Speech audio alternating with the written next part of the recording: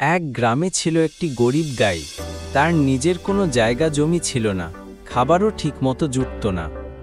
সে রাস্তায় বসে মানুষের কাছে সাহায্য চাইত।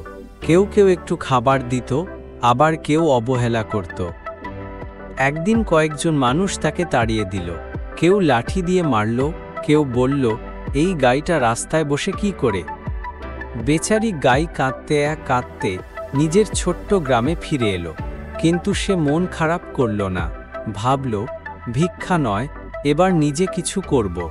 সে একটা ফাঁকা মাঠে টমেটোর চারা লাগালো। প্রতিদিন সকালে পানি দিত, আগাছা তুলে ফেলত, রোদে দাঁড়িয়ে পাহারা দিত।